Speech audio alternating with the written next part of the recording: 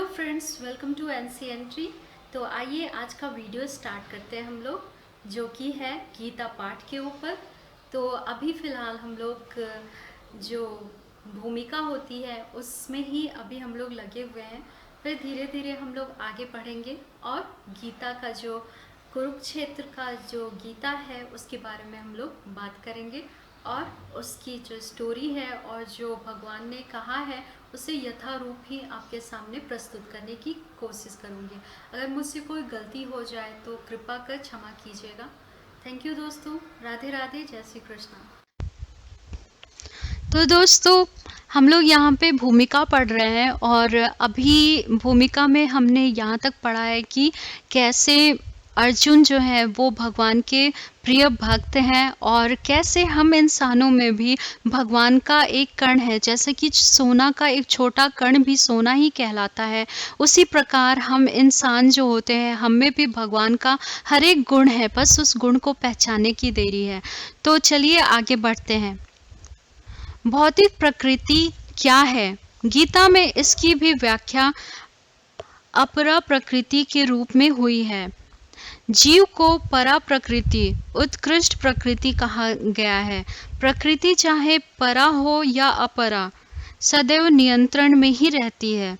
प्रकृति स्त्री स्वरूपा है और वह भगवान द्वारा उसी प्रकार नियंत्रित होती है जिस प्रकार पत्नी अपने पति द्वारा।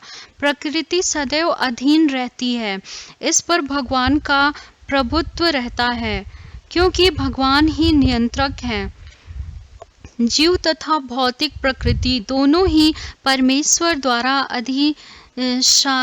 शासित एवं नियंत्रित होती है। गीता के अनुसार यद्यपि सारे जीव परमेश्वर के अंश हैं, लेकिन वे प्रकृति ही माने जाते हैं। इसका स्पष्ट उल्लेख भगवत गीता के 7वें अध्याय में हुआ है।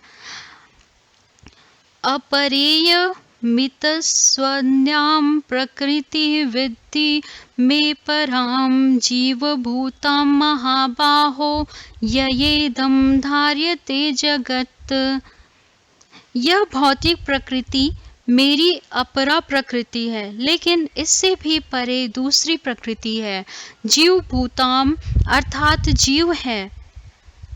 भौतिक प्रकृति 3 गुणों से निर्मित है, सतोगुण, रजोगुण तथा तमोगुण। इन गुणों के ऊपर नित्य काल है और इन प्रकृति के गुणों तथा नित्य काल के नियंत्रण व संयोग से अनेक कार्यकलाप होते हैं जो कर्म कहलाते हैं। जो कार्यकलाप अनादिकाल से चले आ रहे हैं और हम सभी अपने कार्यकलाप कर्मों के फलस्वरूप सुख या दुख भोग रहे हैं। उदाहरणार्थ, मान ले कि मैं व्यापारी हूँ और मैंने बुद्धि से कठोर श्रम किया है और बहुत संपत्ति संचित कर ली है, तब मैं संपत्ति के सुख का भोगता हूँ। किंतु यदि मान ले कि व्यापार में हानि से मेरा सारा धन जाता रहा और मैं दुख का भोगता हो जाता हूँ। इसी प्रकार जीवन के प्रत्येक क्षेत्र में हम अपने कर्म के फल का सुख भोगते हैं या उसका कष्ट उठाते हैं, यह कर्म कहलाता है। ईश्वर, जीव, प्रकृति, काल तथा कर्म, इन सब की व्यवस्था भगवत गीता में हुई है। इन पांचों में से ईश्वर, जीव, प्रकृति तथा काल शाश्वत है।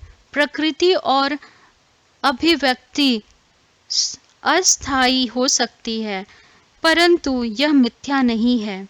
कोई दार्शनिक कहते हैं कि प्रकृति की अभिव्यक्ति मिथ्या है, लेकिन भगवत गीता या वैष्णवों के दर्शन के अनुसार ऐसा नहीं है।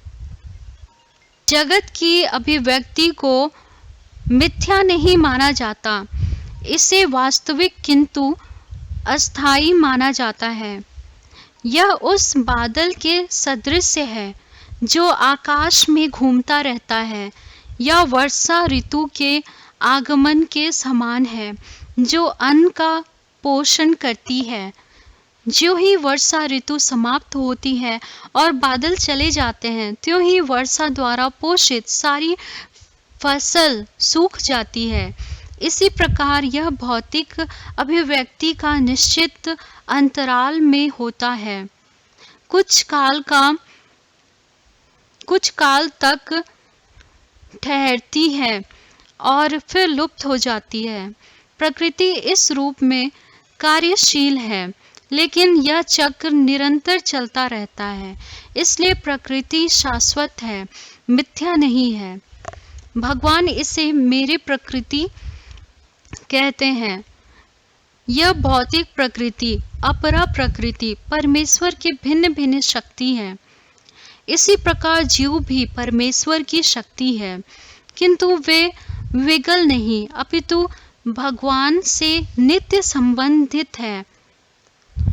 इस तरह भगवान, जीव, प्रकृति तथा काल ये सब परस्पर संबंधित है और सभी शाश्वत हैं।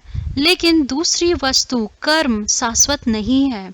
हाँ, कर्म के प्रभाव अत्यंत पुरातन हो सकते हैं।